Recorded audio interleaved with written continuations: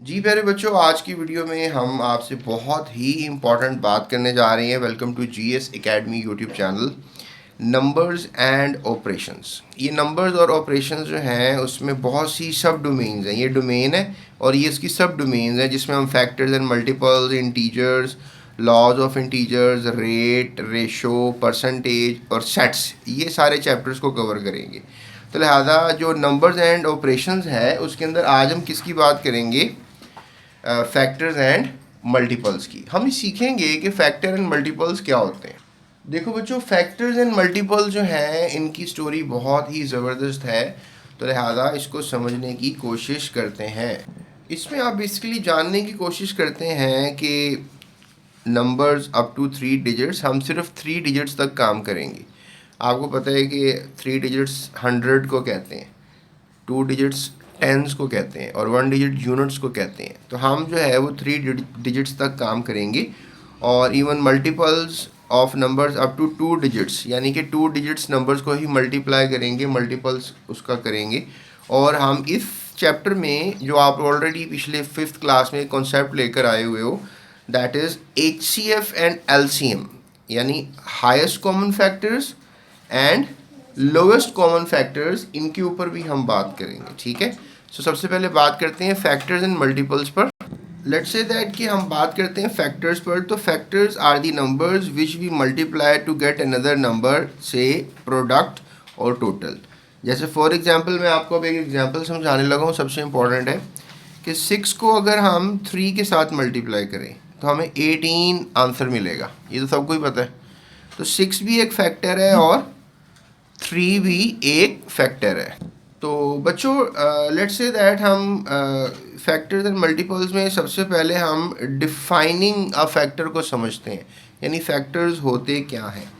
Let's say that हमने 12 के factors को समझना है। ठीक है, तो आपको पता है कि 12 जो है वो 1 के टेबल में आ जाता है।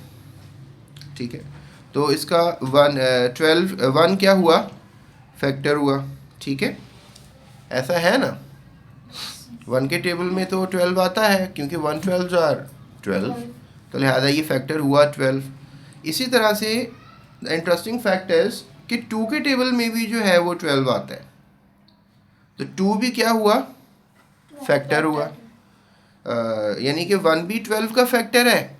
अब हम बेसिकली जानना ये चाह रहे हैं कि 12 के कितने फैक्टर्स हैं। तो 12 का 1 भी फैक्टर है और 2 भी फैक्टर है। अब इंटरेस्टिंगली 3 के टेबल में भी 12 आता है, 3 4 आर 12। तो इसका मतलब 3 भी जो है वो फैक्टर है किसका?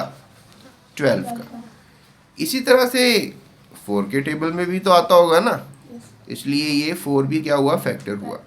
इसके बाद अगर हम बात करें आपसे, तो 6 के टेबल में भी 12 आता है।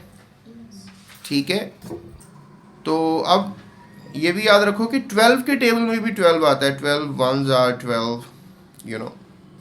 अब सही मायनों में हम फैक्टर की डेफिनेशन बताते हैं आपको। ठीक है, फैक्टर की डेफिनेशन क्या है? Factor is a number which divides the dividend completely leaving zero reminder.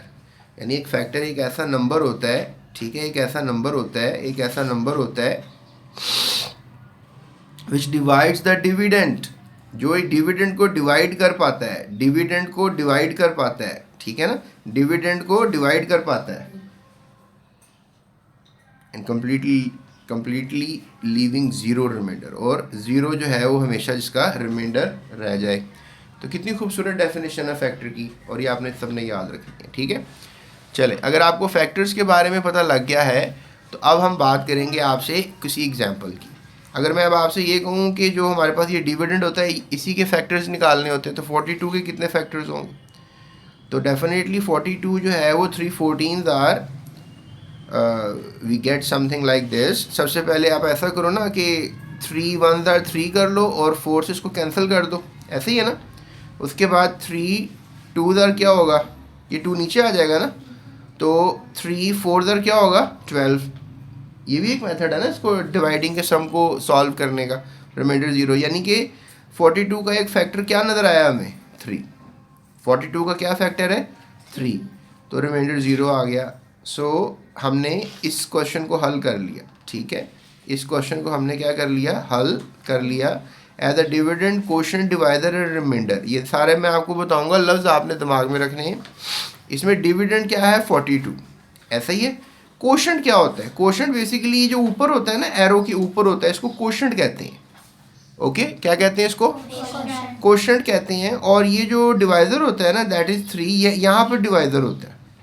यानी ये क्या है? डिविडेंड, ये क्वोशंट और ये डिवाइजर, और जो आखिर में रह जाता है वो रिमाइंडर। तो इस पूरे सिनेरियो में हमने बहुत से लफ्ज़ सीखे हैं जो आपने याद रखने। उसके बाद अगर आपको मैं कहूँ भाई अब हमारे पास ये सिचुएशन है, ठीक है, 42 हमारे पास नंबर है, तो हम उसको एक और मेथड से कर सकते हैं ना। अब 42 का फैक्टर सिर्फ 3 तो नहीं है, मतलब 42 3 के टेबल में आता है, और मज़े की बात है 42 5 के टेबल में क्या आता है? The answer is no. तो लिहाजा 42 का फैक्टर 5 नहीं है, लेकिन फिर भी हम डिवाइड कर सकते हैं इनको। कैसे? ये देखो, हम क्या करेंगे, 5 को 8 से मल्टीप्लाई करेंगे तो 40 आंसर आ जाएगा, और फिर 42 को 40 से माइनस करेंगे तो आंसर क्या आएगा? 2। 42 को 40 से करें तो आंसर 1 नहीं 2 आएगा ना।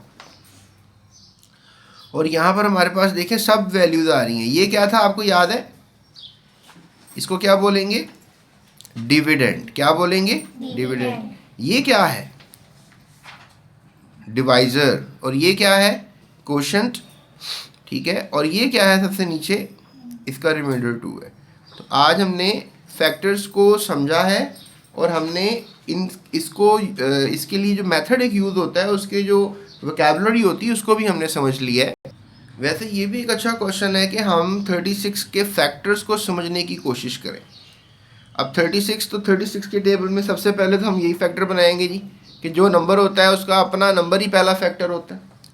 उसके बाद 36, अब हाँ इवन नंबर नज़र आ रहा है ना यहाँ पे आपको, तो 2 से डिवाइड हो सकता है, तो आधा किया कितना हो गया? 18 हो गया। 18 36 होते हैं। अब 36 जो है वो 3 के टेबल में भी आता है, 12 से चेक कर लें आप। और इसके अलावा हमारे पास 36 4 के टेबल में भी आता है, ठीक है।